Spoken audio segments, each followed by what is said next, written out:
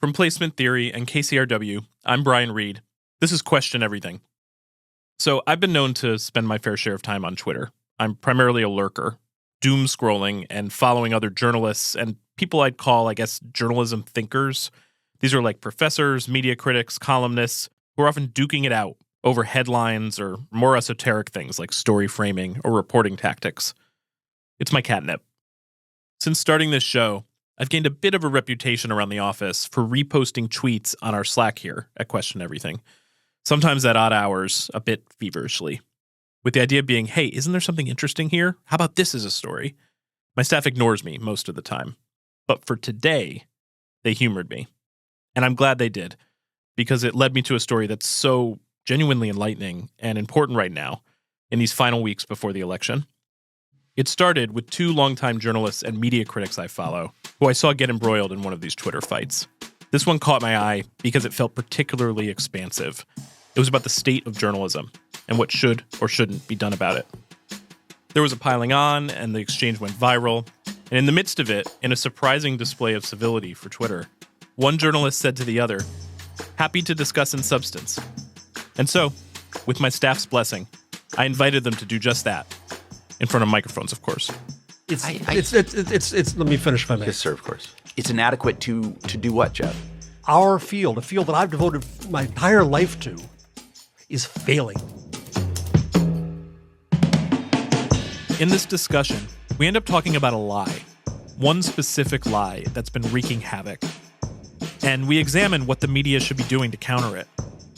Which leads me to a person who's actually trying to put some of the ideas these guys are debating into action in the real world, all while living through one of the most messed up stories of this election cycle. Stick around.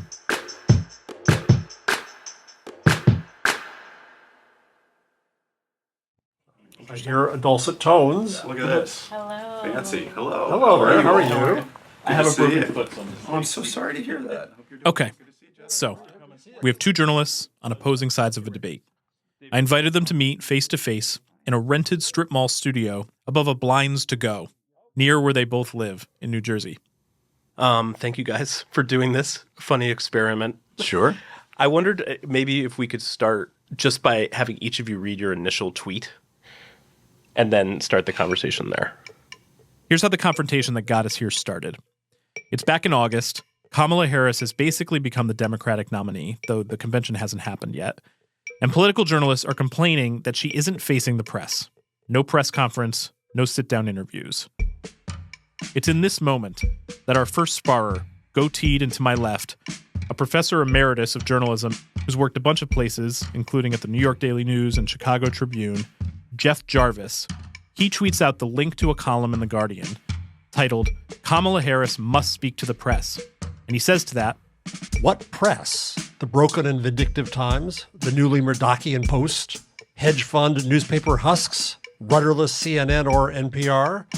Murdoch's fascist media? No. She can choose many ways to communicate her stands with others outside the old press and with the public directly. The old press can and should be bypassed.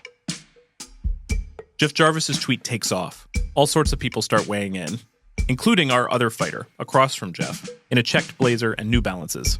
The man who's been NPR's media correspondent for 20 years, David Folkenflik. His rejoinder to Jeff? Jeff, this just can't be the stance for any journalist who cares about the profession or the nation to take. David doesn't think journalists should be encouraging politicians to circumvent the institutional press. I'm watching this unfold on Twitter, X, whatever. By the end, Jeff's thread gets 1.8 million views. And the initial debate over Kamala Harris and the press, it evolves into a deeper discussion about really the language these institutional outlets use to cover Donald Trump.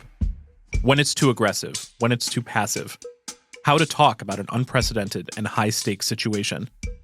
There was a torrent of frustration, mostly from the left, directed at places like the New York Times, the Washington Post, etc.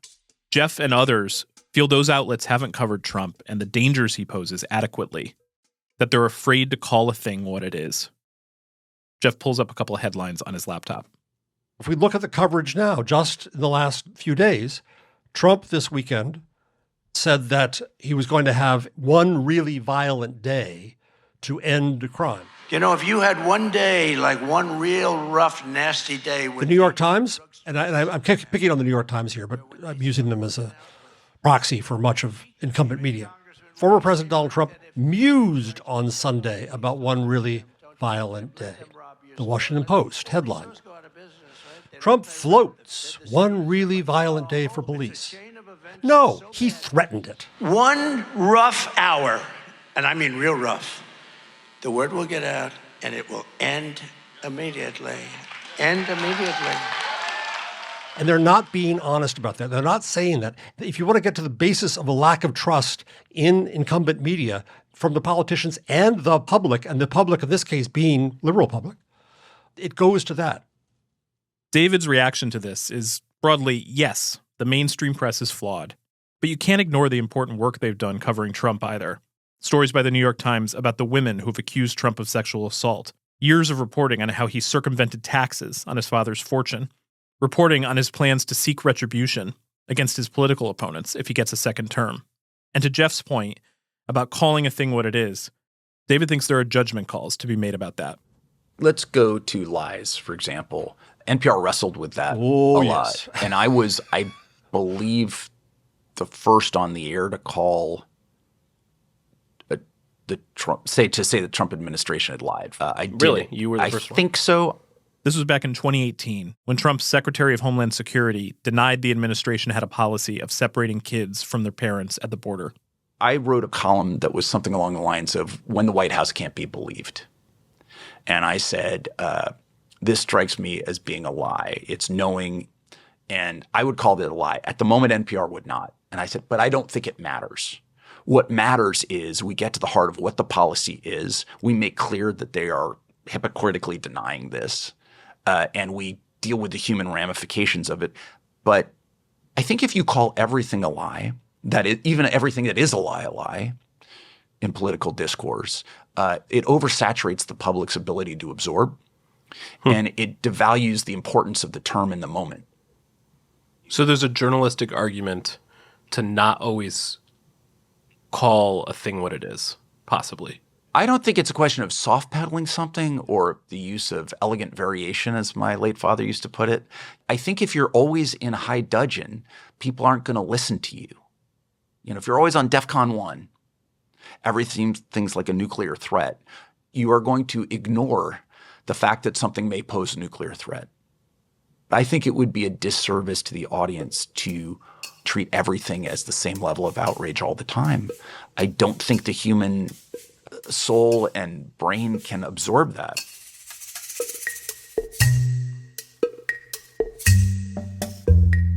David and Jeff, they covered a lot in this conversation. I felt like a fly on the wall for an insidery back and forth between two very smart people who care a ton about journalism and do not agree on what's best for it. We'll share the unedited conversation, which we videoed in our newsletter, kcrw.com/questioneverything, and on KCRW's YouTube channel.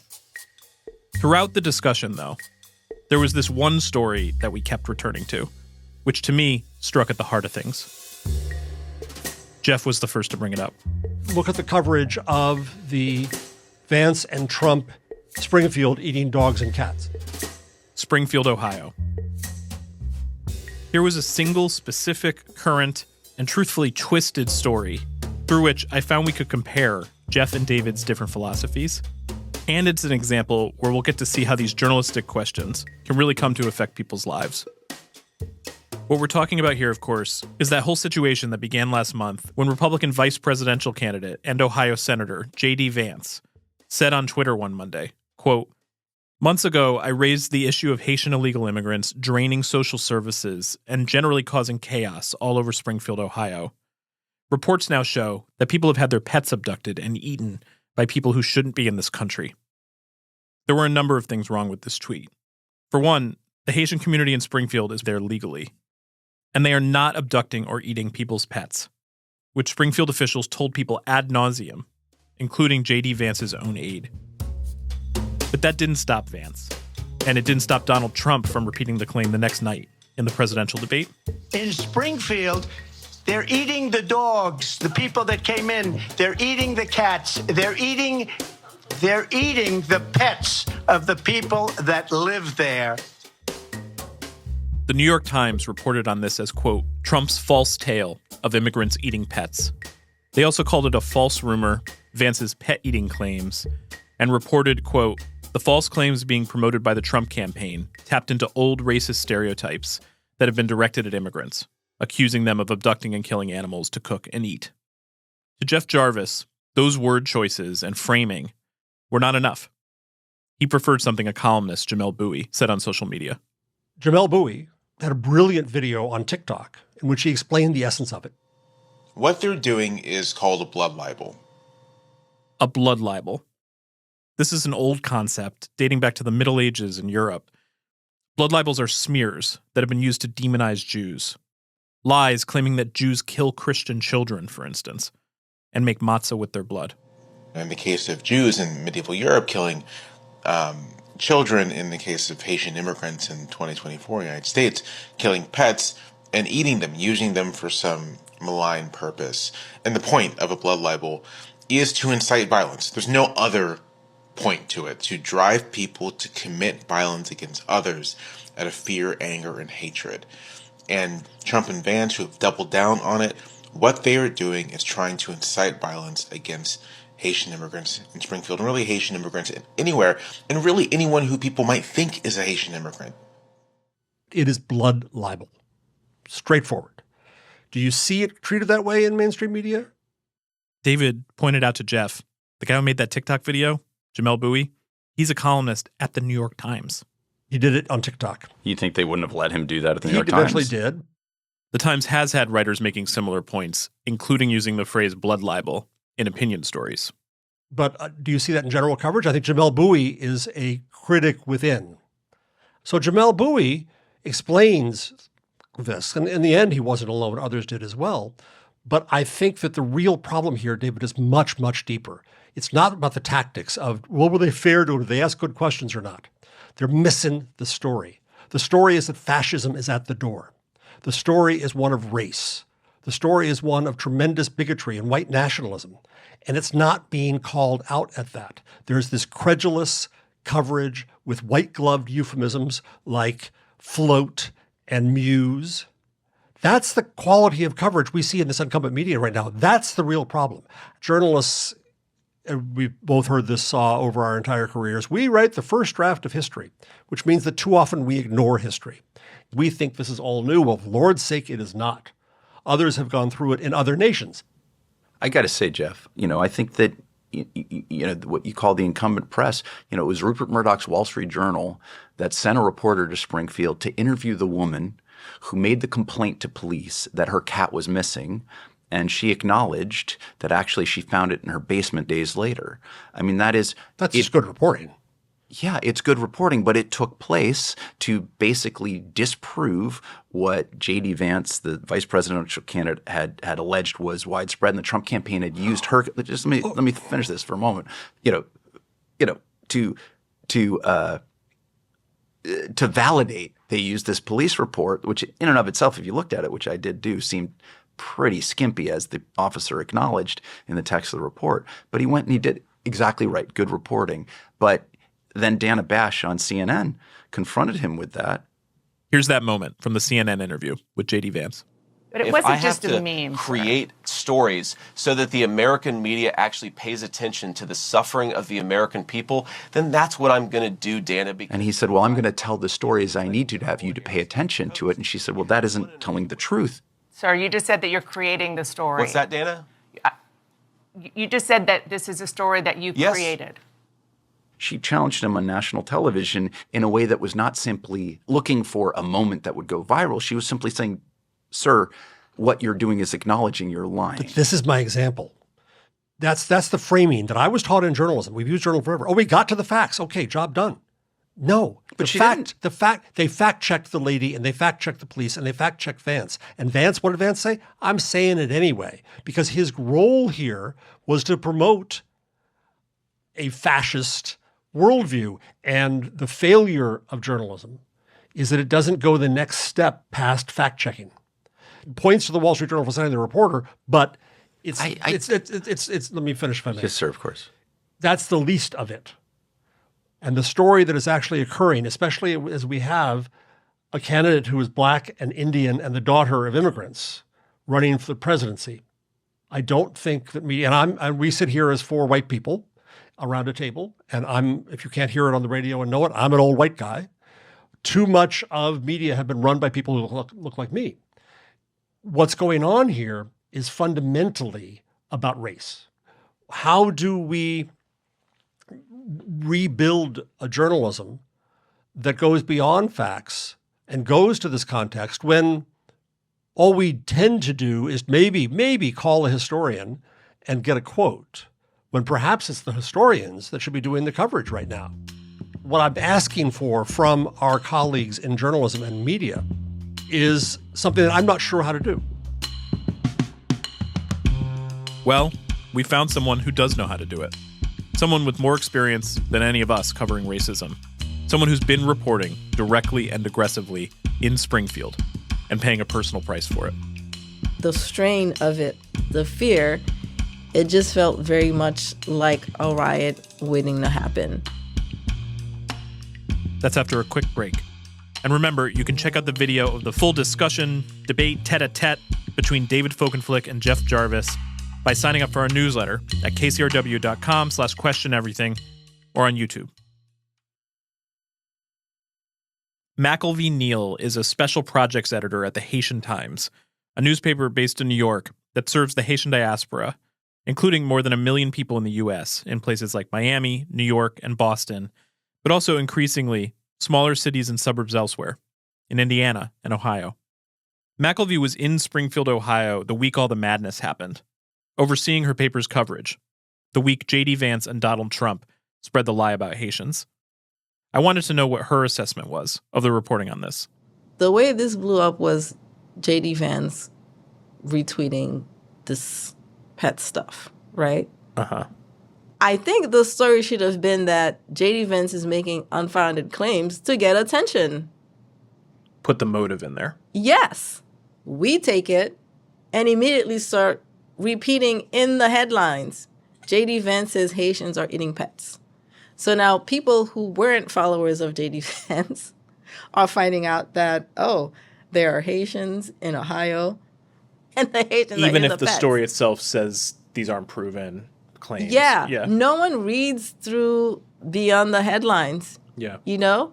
Like this sensationalism that was there really, really antagonized me. It gave me a headache because it felt so... You're like actually clutching your head right now. It gave me whiplash, yeah. On the one hand, we're saying Vance makes unfounded claims about Haitians eating pets in Ohio. That's how I could summarize the headlines. If we deem that it's important enough to put in the headline that these are unfounded claims, why are we repeating the unfounded claim in the headline about the unfounded claim? Right. If reporters and editors early on, right after J.D. Vance tweeted, had trained their sites on why he did this, as opposed to simply reporting that he did it, McElvey believes it could have redirected the trajectory of the story, like in the presidential debate with Trump the next night.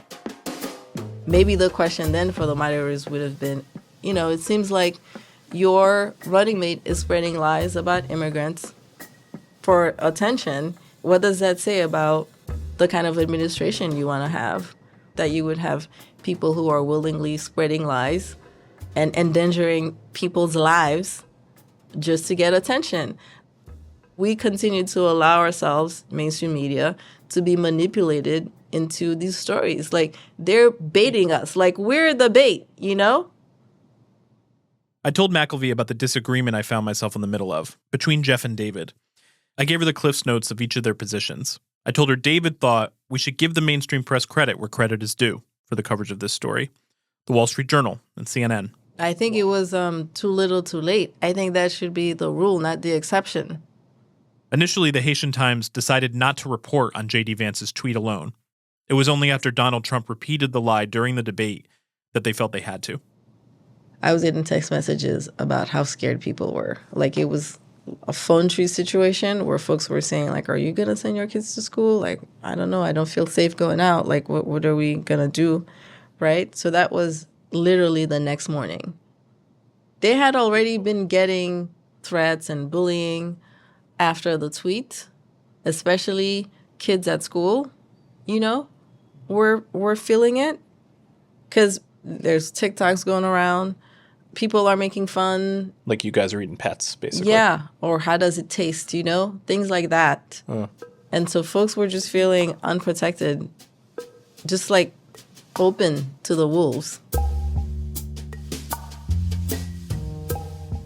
Over the course of a week, there were 33 bomb threats directed at schools, hospitals, government offices, threatening hateful emails poured into City Hall, talking about Haitian invaders, using the N-word, suggesting the city should use, quote, posses of police to remove Haitians, and that residents should bring in large dogs to attack them. This one mom was telling me where they were saying, we have to close the school, there's no school today, and like the entire downtown Springfield had to be evacuated. What was the language you did use to report on what was happening in the Haitian Times? I collected some here, I think. Where is it? What did I call them? What did we call them? I have media circus, politicians' nativism and racism tropes, anti-Haitian racism, a right-wing attack, racist claims, false claims. Those are some of the phrases that I took out of your coverage. Do you think you used? Yeah, I think that's pretty representative, especially the nativist pieces. Yeah. Yeah. I was curious what McElvey would make of the TikTok from Jamel Bowie declaring the pet lies a blood libel. Basically saying, like, the media should call this a blood libel, like, quite specifically. What do you think of that? I agree. I think this is very much an attempt, right, from what the sociologists have told us, including some academics who've studied how immigrants, are used, how Haitians specifically are used to make a larger point as far as authoritarianism goes. This is not a novel tactic, right, to pit one group against another. So in your newsroom, you were talking about these lies about Springfield as blood libels? Were you using those terms? We didn't use the term blood libel. We talked about it as a potential race war waiting to happen because it felt that way. McElvey had Springfield, Ohio on her radar for a while, particularly since 2023, when a man was convicted of hate crimes there for attacking and robbing Haitian immigrants. The Haitian Times covered that. And then this summer, McElvey started planning a town hall at a community center in the city for Haitian residents to come meet Haitian Times staffers and get connected to people and resources that could help them adjust to life in Springfield. That event was planned for September 14th, which ended up being, coincidentally, just a few days after Vance and Trump started spreading the lie about Springfield. So McElvey was in town as everything blew up. The NAACP told her the police couldn't guarantee that they could secure the event. Meanwhile, Haitians from around the country were wanting to travel to Springfield to show solidarity, which McElvey appreciated, but she worried that could lead to more problems. Hello, everyone, and welcome. Thank you for joining our live stream. Unfortunately, because of the security risk, we had to cancel the in-person plans we had. So McElvey and her colleagues hosted the event virtually on her laptop, sitting in a tiny room in the Springfield Community Center where the town hall was supposed to have taken place. We hope will help the community in Springfield and Haitians in general feel like they're not alone, that they have people who are watching out for them. In the midst of all this, McElvey also realized we need to change the program. And the people she decided to add were historians. When you hear people talking about, many Haitians are illegal, we know that that's not true, especially not in Springfield. This is Dr. Sharon Wright Austin, professor of political science at the University of Florida. She explained that the stigma of Haitians being called illegal immigrants stems from long-held misperceptions about them.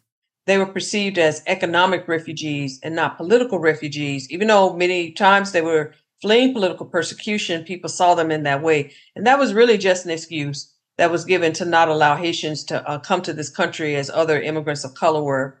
McElvey basically created a forum where the ideas Jeff Jarvis was talking about in the abstract were actually being played out in real time. It's interesting that your mind also went to history. Can you talk to me a little more about that? It's like people are getting bomb threats. Yeah. Let's bring in the historians. Yes. Why? they needed to like have this information historically to see how our community was being used like as a pawn in this moment. These historians can tell us where they've seen this type of thing before, right? And, you know, whose playbooks they're coming from. And I think the historians did a really good job of that, explaining that Trump is playing a very dangerous game. One of our professors said, you know, very eloquently that he's preparing the terrain, I think is the word he used. Like he's preparing the terrain so that a race war could spring up if it goes unchecked. This professor McElvey mentions is Dr. Francois Pierre-Louis, who teaches political science at the City University of New York. He actually said in his presentation to Haitian residents of Springfield, we have to understand the blood libel that Trump is coming with has a history way back in Eastern Europe. He called it a blood libel. He told me later he hadn't seen Jamel Bouie's video, that he came to the term independently. When the Jews were being accused of killing babies, drinking babies' blood, and that was the terrain. Then the professor went on to say this. So what Trump is doing now is preparing the terrain. It's not so much about picking up Haitians and sending them back to Haiti. It's about mass killing that's going to happen. It's about genocide. Because we already know the relationship between the police and Black people in the United States. So no one is going to be listening to your story and say, okay, kindly go to this center so that they can deport you. They're going to be hounded like dogs. They're going to be killed. They're going to be, tortured. When I heard Dr. Pierre-Louis say this, I did have a knee-jerk reaction, stating that Donald Trump is laying the groundwork for a genocide against Haitians in America. That struck me as beyond the facts. But McElvey had a different reaction. I remember tuning in when he said the terrain part. And I remember thinking, this is not that much different from what happened to Haitians in the Dominican Republic in 1937. Here comes the historical context, and the details are violent. 1937, the Dominican Republic is ruled by a dictator, Rafael Trujillo, El Jefe, he's known as. The DR, Haiti, they share one island, and many thousands of Haitians were working in the Dominican Republic as seasonal laborers. So these rumors start up in the northern part of the border that Haitians were stealing people's cattle and animals. Really? Yeah. So he leaves Santo Domingo, wherever he was, Trujillo, and made this whole, broad announcement saying, the Haitians who are there to work, these invaders, they were called at the time, they're stealing the cattle and livestock, and these thieves need to be taught a lesson. And so he directs his partisans to just start killing anyone suspected of being a Haitian thief out to steal cattle in the Dominican Republic. The different stories about this where supposedly he told them not to use bullets because you don't want to waste good ammunition on Haitians. So use your machetes and bayonets instead. Wow. Right? And so they literally went around massacring Haitians, chopping off people's heads, hacking body parts, real atrocities. How many people died? At least 20,000 Haitians. So it was chilling when he said that. And so the parallels to me just seemed really obvious. It's really, it's kind of enlightening to hear you talk about this because when I watched the professor talk in the meeting, my reaction was a little bit is that hyperbolic? Is that just scaring people for no reason? But it seems like, having the kind of historical, cultural background that you have and this knowledge about what happened in the DR doesn't make it feel that way. This was less than 90 years ago, right? We have some of these survivors now, and they remember this very clearly. It doesn't take that much to foment violence when there's a race element involved, when people feel like their livelihood is being taken away, when they feel like their lives are about to change and they don't have control over it. And so I think we have to face it head on. And I think the media has to talk more about these deeper issues instead of fictitious pets going missing. So reporting this early as a blood libel, that stops some of this, you think? Like, how does that work and help? So even if totally factual and true and like, I'm just like this show, I'm just like, how can we just do things that actually like make things better, and is that one? Yeah. I think just like when you're dealing with bullies, you stand up to them or you call them out for whatever insecurities is driving their actions or speech. I think, at scale, calling something a blood libel, for example, like could be that break that's needed to keep them from continuing on unchecked. Meanwhile, Donald Trump and J.D. Vance, as they're running for the top 2 offices in our country, keep invoking dead animals. They keep invoking blood.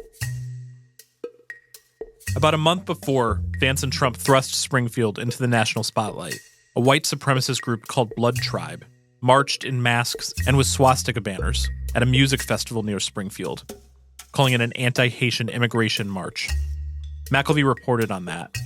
She also reported that a leader of that group got up to speak at a city hall meeting and said, "I've come to bring a word of warning. Stop what you're doing before it's too late. Crime and savagery will only increase with every Haitian you bring in." Police were asked to remove him. KKK flyers have been going around town. If there's a time for what David Folkenflik calls high dudgeon, it might be now. Maybe we're in DEFCON 1, and it's one of those times when we should call it that. Calling a thing what it is, though, speaking plainly about powerful people spreading racist lies, there's a risk there. A couple days after the town hall, McElvey goes home to New York. She gets up in the morning. As I'm getting ready, I hear the doorbell ringing. I ignore it because I thought it was a delivery thing. It rang again. And then I was like, wow, maybe they want me to sign for something. And then I heard the dogs. So I went down and I saw this cruiser outside, like through the window.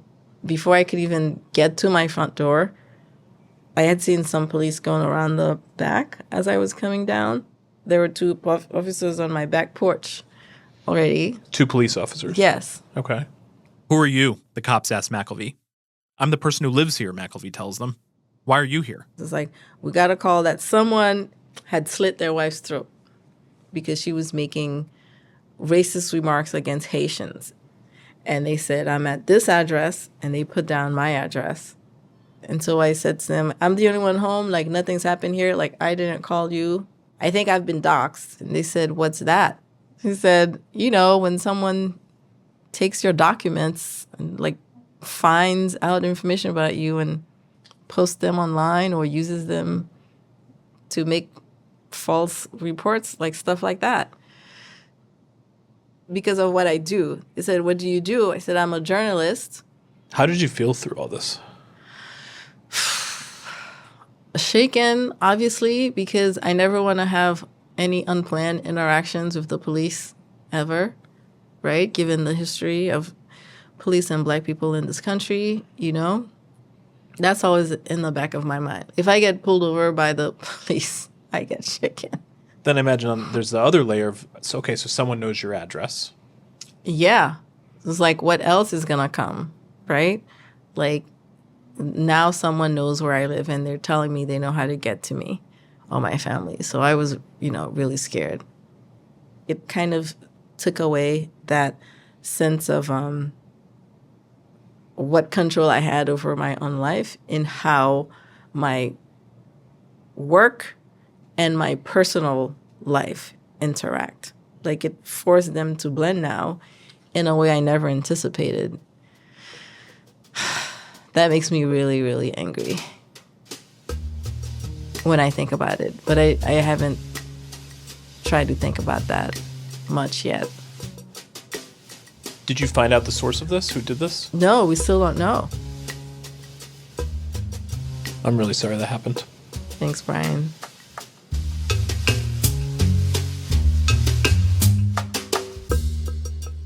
McElvey Neal at the Haitian Times.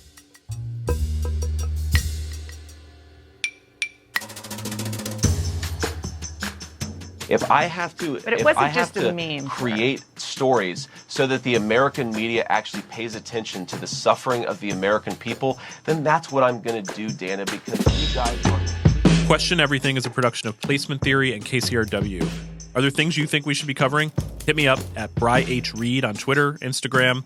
Also, I know I keep plugging this newsletter, kcrw.com/questioneverything, but do check it out. This week, I'll take you inside the Kafka-esque journey we went on to understand NPR's policy about using the word lie. Was David Folkenflik the first NPR journalist to say it about the Trump administration? Seems like a simple enough question. Not so. Today's episode was produced by Sophie Kazis and edited by Jonathan Goldstein. Our show is made by me, executive producer Robyn Semien, producer Zach St. Louis, and production intern Emily Malterre. Neil Drumming is a contributing editor. Fact-checking by Kaylin Lynch and Maggie Duffy. Brendan Baker does our sound design, music by Matt McGinley. Our partners at KCRW include Arnie Seipel, Gina Delvac, Tejal Ajmera, and Jennifer Ferro. Special thanks to Skyllamas Productions. Thanks for listening. We'll see you next time.